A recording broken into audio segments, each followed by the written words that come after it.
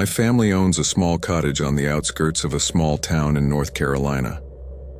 This old log cabin is a sort of family heirloom that we are all reluctant to get rid of, as it is where our family originated from. But there is another reason we have not sold it, and that is that there is a very interesting story attached to this place, one that may be very interesting to the neutral observer, but must have been quite frightening to my grandmother, who was the one who actually lived through this experience. This was in the summer of 1988, a year before I was born, and at that time my grandmother was alone in the cabin. My grandfather passed away before I was born, but almost every summer they were together. My grandparents would go to that cabin and spend 2 weeks completely alone, cut off from civilization, with nothing but squirrels for company. But after Grandpa passed away, she decided to keep this tradition and kept going to the as a way of dealing with grief. And that's how in the month of June '88, she came to that place alone for the first time. In the old house I had no television, but I did have an old radio with which I listened to a now defunct station, which was Grandpa's favorite. The station, like most of its kind, used to take short breaks for news broadcasts, and one day, my grandmother heard the news of a series of terrorist bombings which had been going on in Georgia and Alabama, and which left in their wake a lot of wounded. The police already had a suspect they wanted to talk to, but the man was on the run before they could catch him, and there was a suspicion that he was hiding in the hills of his home state, which was none other than North Carolina. The man they were talking about on the news was someone very dangerous, and the reporter who was giving the report gave a brief description of the suspect. This was a man of average height with dark hair and light eyes. His name was Klaus Belmont. My grandmother used to tell us that the name stuck with her from the first time she heard it on the radio, mainly because of the Christmas song about Santa Claus, and at that time, she found herself whistling the song around the house, even though it was believed to be bad luck to sing it in the middle of summer. A few hours passed, and between the country songs of the season and a program of romantic stories that was one of her favorites of the season, Grandma had forgotten a bit about the news story. The sun began to set over the horizon, and as she was relaxing, reading a book, leaning back on the old couch, which, by the way, is still in the cabin, she heard someone start knocking on the door. This was quite strange to her, as she wasn't expecting anyone, and the only neighbors she had were about a mile away. So, with understandable trepidation, she got up and walked to the front door of the cabin, and when she opened it, she found a man of medium height, with light eyes, dark mustache, and a striking cowboy hat. Being the kind soul that my grandmother was, she greeted him with good night and asked how she could help him. "Good evening, ma'am," the guy began.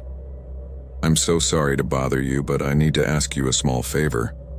He then asks my grandmother if she has any food he can give her, and told her he also owned a cabin in the area and had come to visit her property only because he got off after work and forgot to pick up food for his cabin, and that was how he had ended up without food for the night. As Grandma tells it, it was clear that the guy was very shrewd. He was being polite and nice to her to gain her trust, and she instinctively invited him in, without thinking too hard about it, of course. Grandma usually kept her pantry stocked with all kinds of dried and canned goods, so she always had some shade, so she filled this guy's backpack with dried food and fruit, but at one point she raised her face and looked at him, and that's when she stops and asks him his name. Grandma says that he told her his name was Claire. Then she asked him for his last name, and for some inexplicable reason, instead of making up a last name, he told her his real name, Belmond. That last name immediately set off alarm bells in her mind. She wasn't entirely sure, but it was enough to make her feel a bad feeling in the pit of her stomach. And considering this was long before cell phones existed, and the cabin didn't even have a landline phone connection, the most effective form of outside communication was yelling. And even then, it was pretty hard for anyone to hear a mile away. My grandmother says that at that moment fear began to invade her, and as she evaluated her options, she realized that the only thing she had to defend herself was an old flare gun. And if her situation was as bad as she thought, a flare gun was not going to be enough to deal with that stranger. So instead she decided to play along. Grandma shrewdly decided to play along. She knew that if she played dumb, gave the boy some food, and let him pass, he might not get aggressive. And if she was lucky enough to survive that night, she could drive into town first thing in the morning and tell the cops that the man they were looking for had stopped by the cabin. But then, just as she was about to politely ask him to be on his way, he said something that changed everything and made every hair on her body stand on end. "Actually, I have another small favor to ask of you. Do you have a place in this cabin where I can rest and spend the night?" I remember when she got to this part of the story, my grandmother always said that there was a moment of tense silence where she looked the man face to face, and she could see a mixture of desperation and evil in his eyes. She tried with all her might to remain calm as she said, "I'm sorry, I just don't have room to spare." Then Claire reached into her jacket and pulled out a gun, pointed it at him and said, "I'm so sorry. I was hoping you wouldn't say that." She then nodded towards the gun and said, "Don't make me use this. And in case there are still any clueless people out there who haven't noticed, the man at her door was not Claire Belmond, or whatever fake name she made up at the time. This man was Klaus Belmond himself, the terrorist who had caused a lot of deaths. Grandma said that was by far the scariest moment of her entire life, but not for the reasons you might imagine. As she said, she was never afraid of dying at his hands. She was about 70 years old at the time and thought she had settled things with God a long time ago. But what was really scary was how strangely normal this guy was, even after he took off his mask and showed her his true face. He remained polite and cordial to my grandmother, and even offered to help her with housework and stuff in the morning. Obviously, she told him she was more than capable of taking care of herself, and she definitely didn't want the FBI to think she was okay with him staying there overnight. But still, he was nothing like the unhinged maniac she had imagined him to be after hearing the news report. My grandmother used to say that the only time he ever really gave a hint of who he was or what he had done was when they said grace before dinner. She could never remember exactly what it was he said, but it was something like, "In the end, the righteous will prevail." This was a man who had literally murdered hundreds of people and attempted to murder hundreds more in a series of horrific bombings, so she simply could not process the fact that he referred to himself as righteous. This frightened her as few things in the world had until that night. Grandma said she felt like she was in front of a flesh and blood demon, and just the thought of sharing a table with him made her stomach simply shut down, so it's not surprising that she barely touched her food. After dinner, she went to bed in her room, while Klaus took the old couch. While she was in the room, Grandma couldn't sleep a wink. In a way, she expected that at any moment he would burst in there and simply end her life. But as I told you before, this was not something she feared. However, that was not what happened. Instead, when it was close to midnight, she began to hear a rotor-like sound, and suddenly the cabin was completely illuminated. An intense bright white light hovered over the whole place. Then he realized that it was a helicopter. At that moment, he thought it was only a matter of moments before a group of FBI agents burst into his cabin, but he did not want to leave the room. She waited for a few moments while the helicopter's engine continued to sound loudly overhead, but no one entered the house. On the contrary, at one point, the helicopter simply began to fly away. She said she must have fallen asleep at the end, because the next time she woke up, the cabin was fully illuminated, but this time not by the lights of a helicopter but by the rays of the sun. Then she got up and wandered all over the house but found no trace of Klaus. It was as if it had all been part of a dream, as if he had never really been there. But then she finds a note on the countertop, handwritten, that said, "Thank you for your hospitality. God bless you." Then there was no doubt in his mind that it was all real, and that the helicopter he had seen in the night had actually come for him. My grandmother used to say that if it had been a young person, he might have really hurt her, but she was an old woman, so she posed no real threat to him. Plus, she knew well that the little cabin had no phone line or anything with which she could report an intruder to anyone. However, Grandma always emphasized that what was really scary about this experience was not that he could hurt her, because somehow her instinct told her he wouldn't, but she always emphasized that this man was completely normal and very polite, that there was no difference between him and any person we could consider harmless and decent. And that is probably one of the most important lessons my grandmother left us through this experience. Sometimes the real monsters are not horrible beings that exude evil at first sight. It may be so in some cases, but sometimes the most evil and nefarious monsters hide behind a harmless face and a kind and polite behavior. So we should not trust a person only for what they appear to be.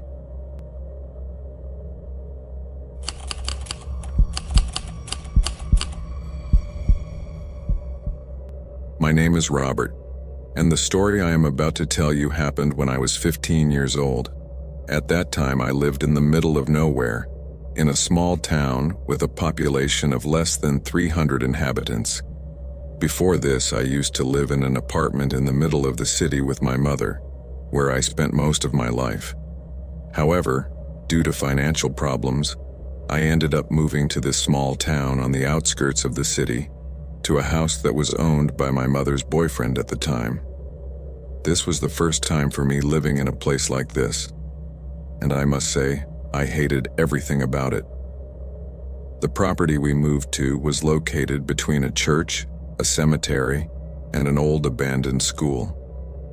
You can imagine how happy I was with this. Of all these places, each more creepy than the other, the abandoned school was the closest building we had. It was only about 20 to 30 meters away from the house. Now I can tell you that I have a whole arsenal of terrifying stories about this place. So many. I could probably write a whole book with them.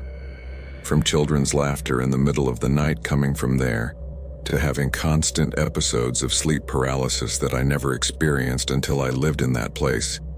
But the story I am about to tell you is centered on something much more terrifying.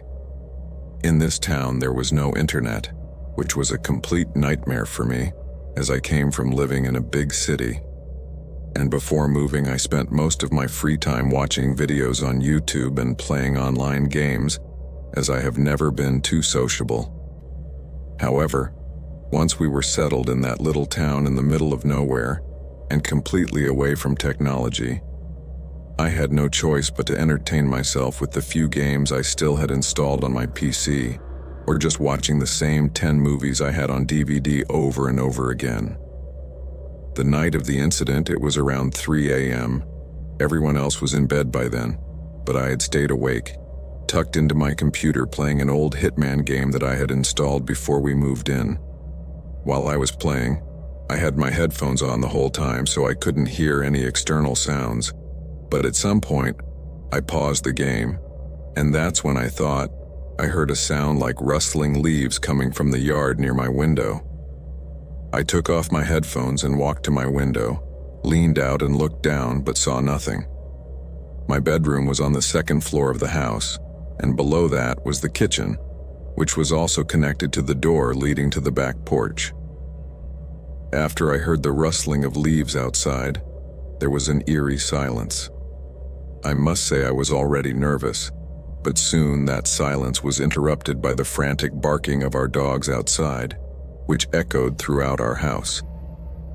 Hearing this, I ran for the stairs and started down the steps to go find my mother and stepfather, who had their room in the basement, which meant I had to go through the kitchen to get to them. When I got to the bottom of the stairs, near the kitchen, I started hearing banging and yelling to my right, which was where the door to the back porch was, and where the dogs were just barking. At that moment, I froze. I was completely paralyzed, firstly because of fear, and secondly because I didn't want to move and let whoever was there see me. But fortunately for me, my mother and her boyfriend also heard all the commotion, and the latter met me on the stairs at the same time the horrible banging and screaming had started. My mother's boyfriend came to the back door and asked the guy what he wanted, and that's when things started to get weird.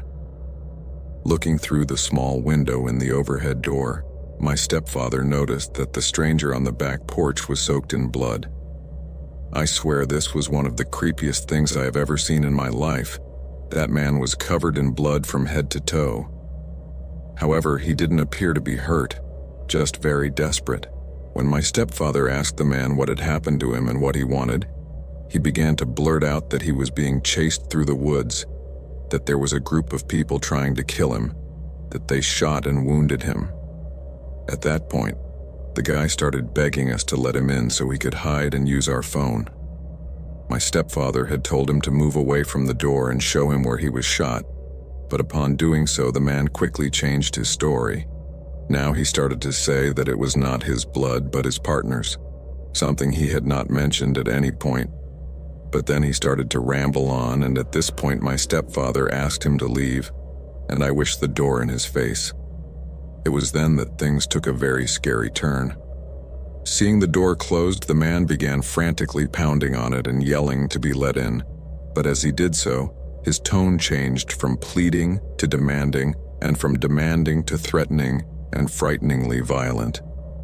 The guy started kicking the door and threatening to kill my stepfather.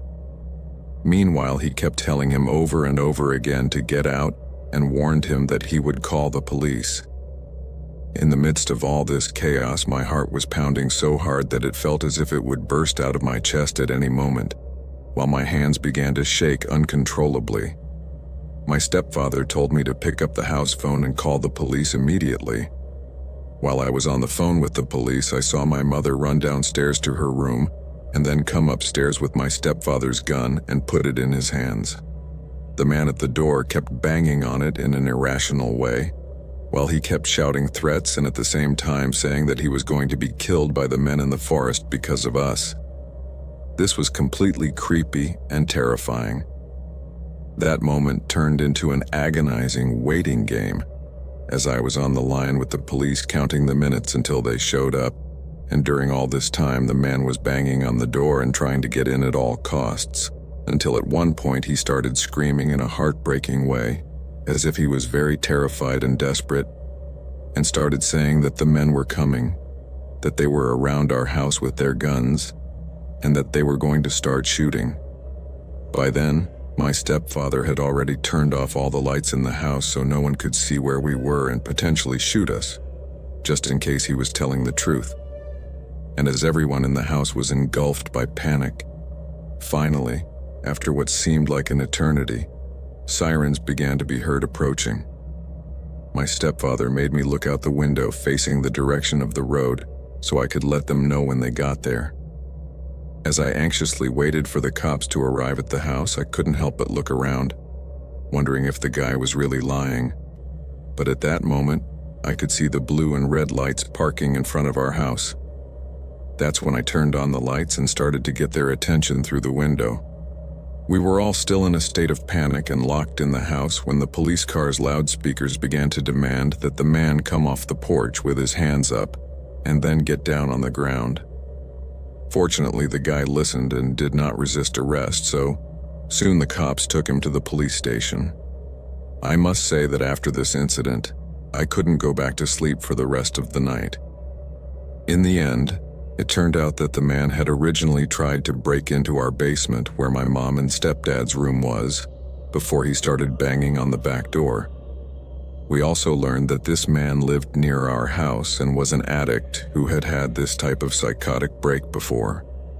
However, even so, none of this explains where the blood he had on him at the time came from, and what he intended to do if we had let him in.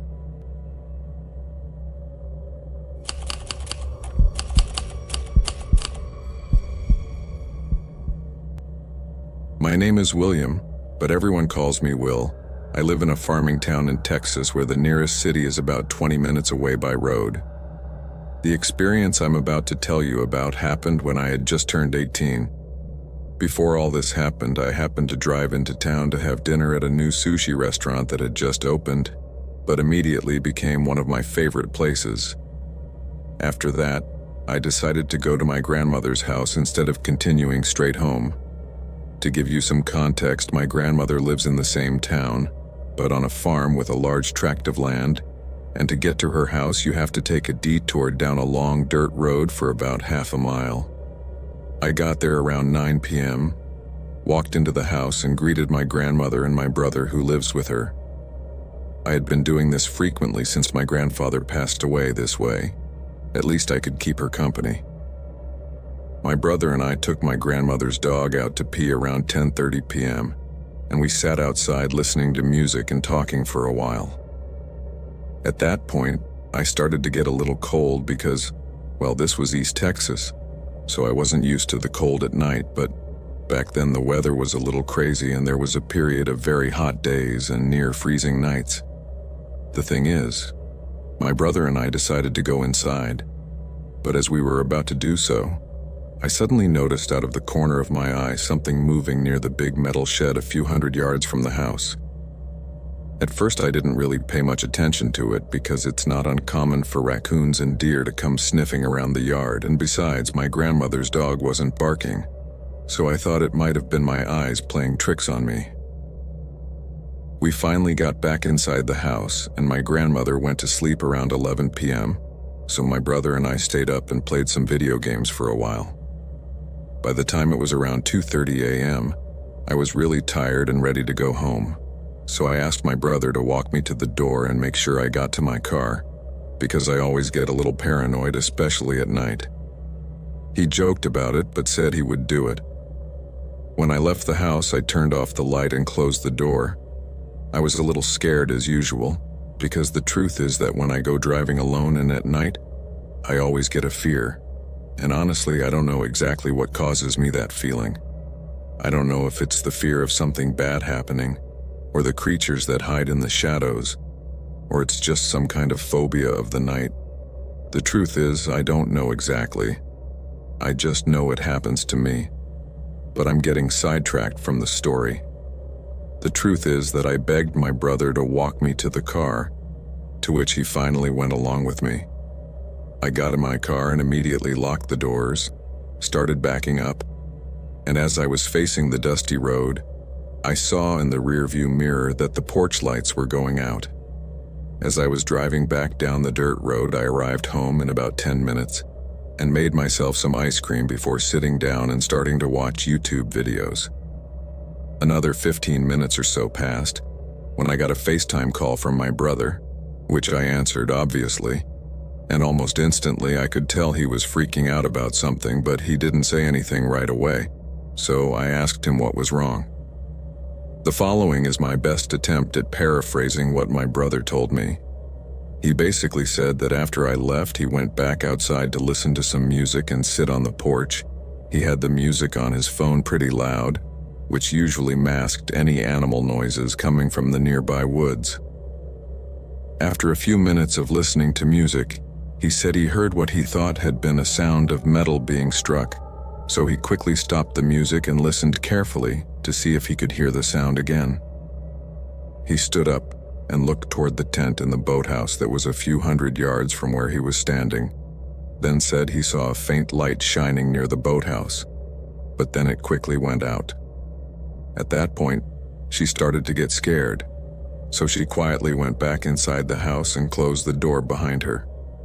She said she ran to her room in the back of the house, I guess, without thinking of waking our grandmother, and grabbed her revolver, quickly ran outside and saw the glow of the flashlight move, and then it quickly went out as soon as she noticed it. He walked to the edge of concrete carport and looked into the boathouse with this revolver at his side.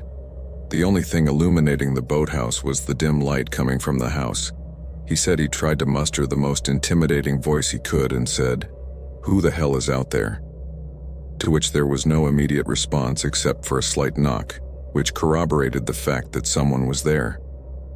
Keep in mind that this happened in the middle of the countryside, in a town with a population of just over 1,000 people, and the nearest houses across the lake are miles from the main road. So no well-meaning person would stumble upon my grandmother's house at this time of night. Also, my grandmother has had problems with people snooping around the property in the past, so this is not something any of us take lightly, and for the life of me, I can't tell you why my brother didn't call the police. But you should also remember that there is literally one cop in the entire town, not to mention that it was 3 a.m., so it would take at least 30 minutes for the cop to show up. Anyway, my brother called the person back to show himself, repeating this question over and over again. He confessed to me that he practically peed his pants when a lanky figure emerged from the boat shed with a flashlight in hand. Although my brother couldn't see any distinguishing features of the person, he could definitely tell it was an older man and that it was no one we knew, especially no one who should be in our boathouse at 3 a.m.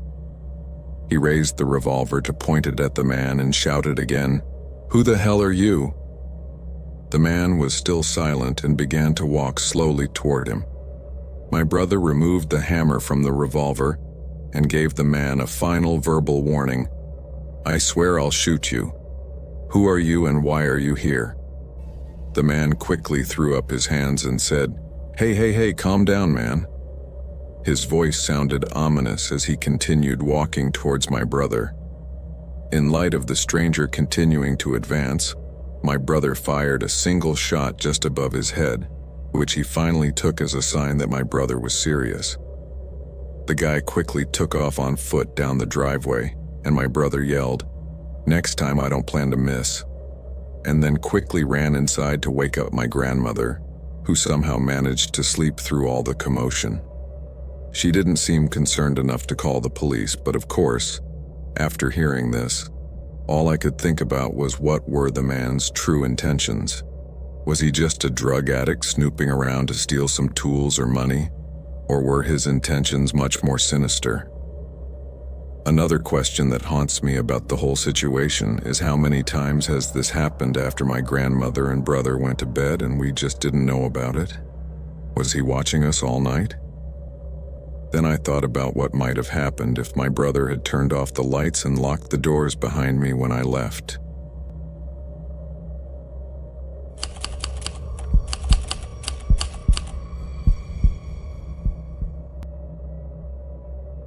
I grew up in a small town in the UK, the kind of place where everyone knows everyone and no one keeps secrets for very long. When I was 13, I became friends with a girl who lived in a house just behind mine, and we started hanging out after school. We didn't do much when we weren't at each other's house, just visited the local park or walked down the street talking about school drama. My friend smoked cigarettes, but I didn't because we were underage and she would take them from her father, or just pick the used ones off the ground. Yes, this was kind of gross. On our street, we had a neighbor I will call Diana, a false name to protect her privacy.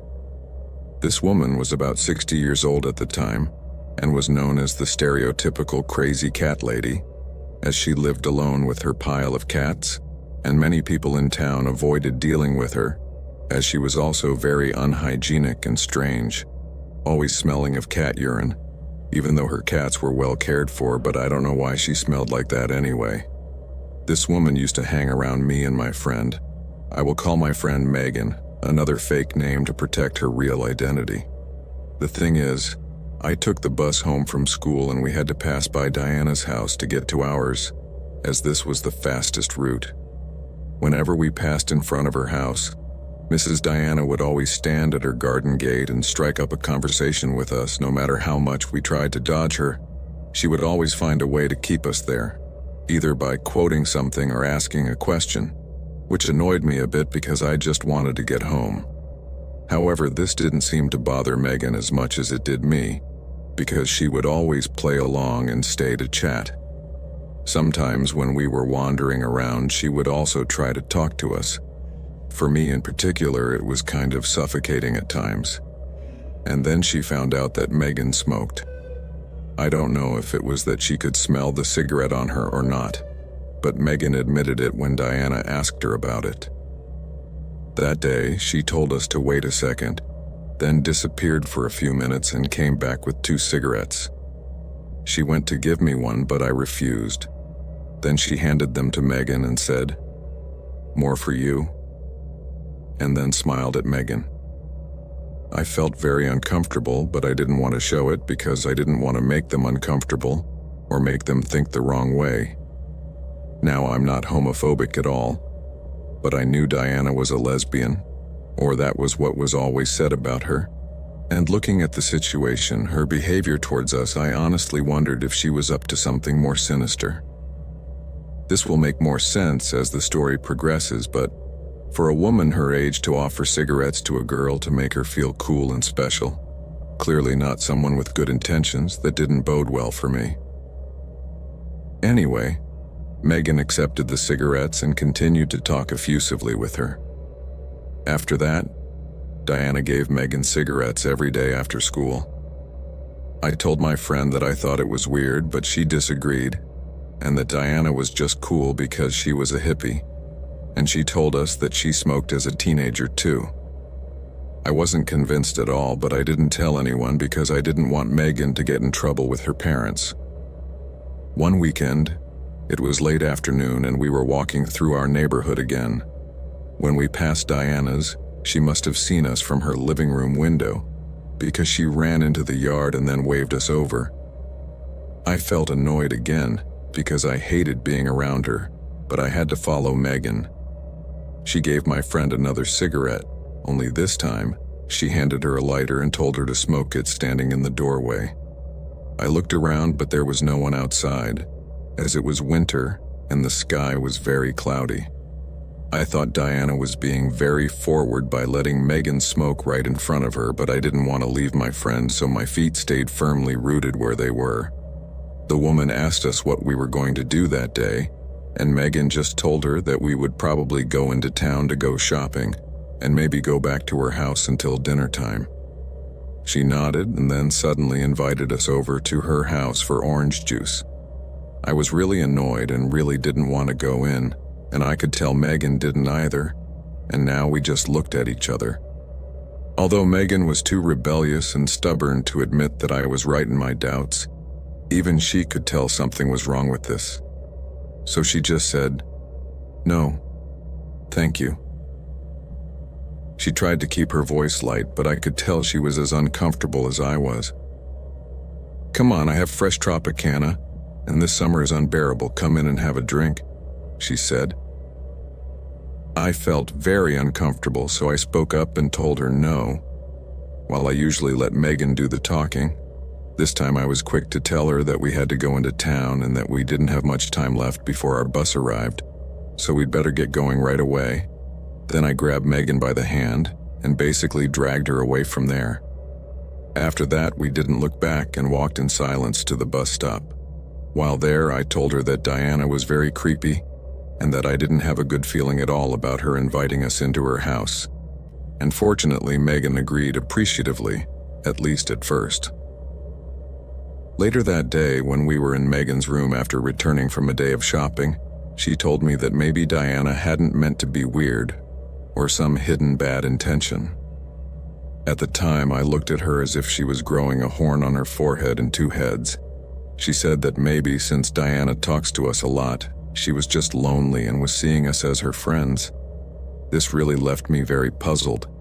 For Christ's sake, we were 13 and she was like 60. There is no way this is a normal friendship. I told my friend that I disagreed, and that it was also very strange and irresponsible that she was giving her cigarettes, and now to top it off, she was inviting us over for orange juice. This was something I could not overlook. It was too strange, plus his attitude was too, and frankly, there was something about the whole situation that just felt wrong. It felt uncomfortable. I told Megan that there were a million reasons why we shouldn't go into a stranger's house to have any drinks. She could spike our drinks and kidnap us, among anything else she could do. When I told her this, Megan, rebel as always, wanted to contradict me and told me that I was just being paranoid, and that she thought I was being very unfair with my judgments of Diana. She said something about not knowing if I was being overprotective or prejudiced and gave me a whole speech about how I couldn't be the kind of person who judges others just for their tastes or how they look. But my concern had nothing to do with that, but rather with her attitude, which was already starting to make me quite uncomfortable. But unfortunately, my friend was not able to see that, or she just didn't want to lose the supply of free cigarettes and wanted to justify her friendship with Diana. However, as it usually happens, time always proves her right here in the has, and this would happen just a few weeks later. Before that, we told a friend who was a few years older about the whole situation with Diana. She echoed Megan's sentiments and said that Diana was probably just lonely and was simply trying to be nice to us. This made me angry, because I truly could not understand how they did not see the strangeness in this situation and how potentially dangerous it could be for us, especially Megan, who seemed to be Diana's main object of interest. However, I didn't want to push it any further and just let it go, and never talked about it again with this friend. Now, the incident that finally caused the concrete veil that everyone had in front of their eyes to fall off took place in early to mid-November, around 5 p.m. My curfew was from 7 to 8 p.m., as was Megan's, as we were both the same age, and our parents imposed more or less the same rules on us. By this time it was about 4 p.m., but it was already dark, which is normal during this time of year in the UK. Our neighborhood had these moss-covered steps that if you walked up them, it was a shortcut to Olivia Street. And if you walked down, you came to my street. People used to sit on the steps, and the steps had these bushes that covered the sides completely, so even though someone's house was on the left side of the bushes, it still felt isolated.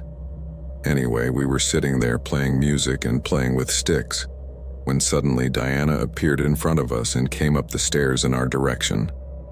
Megan and I moved to make a space in the middle so she could pass between us. She was walking her dog, which was a golden Labrador. We patted him and waved as she passed. He didn't move, which was unusual, but we didn't pay much attention. About half an hour passed and we were still sitting there just talking, when I told Megan that I felt like we were being watched. Megan said it was just the darkness that made me feel that way, but I disagreed. I couldn't shake the feeling that someone was watching us. It was something I could just feel, and I was sure it was. I don't know how much time passed, but suddenly we heard a shuffling noise. This startled us, and we both turned around in horror. It was then that we saw a purple mass emerging from the bushes on the side behind us, which was heading straight for Olivia Street. It was Diana. She had been wearing a purple jacket, and her gray hair also gave her away. The dog was no longer with her, and it occurred to me that she must have walked in that direction to go home and then come back. But instead of going up the stairs again, she walked up my street to the top of the stairs so we wouldn't see her for sure. Well, Megan and I were the only people there at the time, and all this time she was there spying on us. I hope I can explain this in a way that makes sense. Both Megan and I saw her, and then Megan yelled, "Run!" We did. We ran down the steps along the street up the hill to my house. We were so scared and out of breath, but luckily there was no sign of Diana. When we stopped and looked down the road, I told Megan that Diana was a creepy person and had only snuck out to spy on us, but this wasn't the worst of it, for I had felt the exact same feeling of being watched on other occasions. When we left school, when we sat in the park, even when we were at her house. This was a worry that had haunted me for days, something I had already told Megan about, and she simply dismissed it by saying she was paranoid and had feelings against poor Diana. That day, we promised not to tell anyone about it, because we were too afraid that our parents would go to Diana's store and confront her about it. Plus, we would probably have to tell her about the cigarettes and all these things we did without permission. And while I wasn't the one sneaking cigarettes, I didn't want Megan to get in trouble either. After this incident, we started taking a different route home from school and avoided her house like the plague.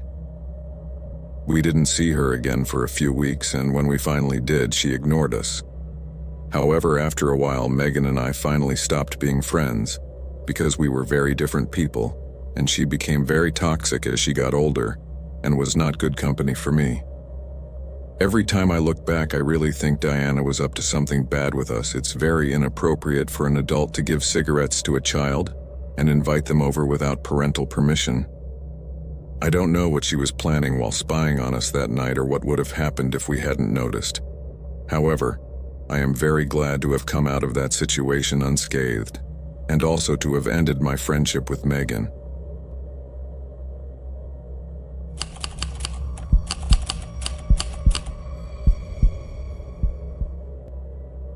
I grew up in a small town in Nebraska, and in the almost 18 years I lived there, only two major things happened. The first, and probably the best thing, is that, well, I was born. Not that I'm a big deal, but to me it was important. And the second, and perhaps the worst thing that happened in our town, was when Chris Baldwin set himself on fire in the garage of his house, or rather, maybe what Chris did constituted to never happening the worst thing that could have happened in our town. This may not make sense to you right now, but when you hear the story I'm about to tell you, you'll understand it all. It was a Sunday night, and I was in my freshman year of high school. At that time, I was still at that age where my friends and I would go out biking at night. You know, good healthy fun, getting some exercise on top of it. That night we were riding along when all of a sudden we see another kid in our class driving down the street at full speed. But when we saw where he was going, we all gasped in unison and said, "Oh my God, Chris's garage is on fire." Seeing this, we all sped down the street with our bikes until we arrived at this burning inferno, which used to be the garage of our partner Chris Baldwin's house. When we got there, I already saw a police and fire department on the scene. They arrived almost in split seconds. We tried to get closer, but an officer immediately told us to stay away. We thought we were already at a safe distance, so we were very confused. However, we did exactly as we were told. Only then did we start hearing all these bangs and bangs coming from the garage, while firefighters were desperately trying to put out the flames. Suddenly there were several pops, and we all ran for cover. We had no idea what was causing them, but we were really very scared. For a moment I thought the Baldwin house was about to explode or something, and when we realized this, we all ran for cover. The next morning after the fire, everyone at school was talking about it and waiting for Chris to ask him what had happened, but he didn't show up for any of the classes. Rumors began to spread among the kids that paramedics had been seen at the scene of the fire, who were loading someone into the ambulance, so we presumed that maybe Chris had been injured in the fire. However, other witnesses claimed that Chris was not actually taken out of the house injured, but his body completely scorched. On the other hand, some claimed that he had simply gone with his parents to live with relatives because his house was left in ashes. There were many rumors that began to emerge, but the truth would come later. The next morning after the incident, the authorities finally reported the event. 3 generations lived in that house, and Chris was one of the 4 children of the family, but nothing was known exactly, only speculation. Logically, many more rumors began to circulate, and it wasn't until the next day when the principal of our high school called us all together for a special assembly, and it was there that we really got some concrete answers. I remember the whole school walked into the gymnasium where the county sheriff and a handful of deputies were standing, each of them with a very serious look on their faces. Once we were all seated, the principal opened up saying that the county sheriff had something important to talk to us about. And as he stepped forward and took off his hat, I swear to you what we could have heard a pin drop. We knew it was going to be something about the Baldwin family, but not exactly what it was. I could have sworn I never would have guessed in a million years. I'm not going to pretend I can remember what the guy said word for word, since this all happened over 20 years ago, but it was basically this. Folks, you've all heard about the fire at the Baldwin house, and I'm sure you've all heard about the tragic loss of life. Today, I'm sorry to have to be the one to tell you, but Chris, your classmate, was the one who passed away. At that moment, a sort of collective gasp was heard through the gym, and the sheriff paused for a second before continuing. Now we're still trying to figure out how the fire started, so we invite anyone with information about Chris to step forward. You don't need to do so now. You can call my office anytime and we can have a more discreet conversation. But please, if anyone has anything to say, or remembers any strange or unusual behavior that Chris exhibited in the days leading up to the fire, I implore you to step forward. That was the first clue we had that something was really wrong. I guess they wanted to handle the whole thing discreetly, and then we understood perfectly well what the reason was. Everyone's initial reaction was one of total shock and grief. The children were horrified that one of their own had died in such a horrible way. But if the policeman had told us what had really caused this terrible tragedy, I don't think people would have been so sad, rather angry, and even relieved that it had happened. It took several more days for the truth to come out, and by that time the town had decided to shift the responsibility to our parents. I remember there was a town meeting, that due to my parents asking me to do my homework before returning, and all I did was play video games for about 2 hours. When they got home, I thought they would be mad, because I hadn't even made a dent in any of the stuff. But they weren't mad. Rather, they had these weird but sad looks on their faces, exactly the same ones they had when my grandfather died suddenly. They sat me down in the TV room and asked me how well I knew Chris. I didn't tell them much, that I had Spanish classes with him, but that we never spoke. Then they started asking me a bunch of other questions. If Chris ever got mad at me, if I liked him, things like that. In the end, I simply told them that it was obvious that they knew something about Chris, and I would rather they just told me at once. I thought it was about her committing suicide. If so, at that time I was old enough to handle the truth, or so I thought. But it turns out I was wrong, because the truth about Chris's death was something that would definitely take me years to digest. Actually, Chris did not commit suicide but lost his life accidentally. His garage exploded when Chris was trying to make a bomb. Yes, that's how scary it sounds. He was making a test model to build a bomb with which he planned to blow the school to pieces. When I heard that, I was completely shocked. More than that, I was terrified and in shock. It turns out that after doing a lot of research and investigations about what caused the fire in the garage, they realized that there were all the elements needed to make a bomb similar to the one used by Arab terrorists. However, it was not until they found Chris's diary that they realized what his macabre plan was, since the boy had written down in detail everything he planned to do, when and how. When this information was made public, the whole town was completely shocked.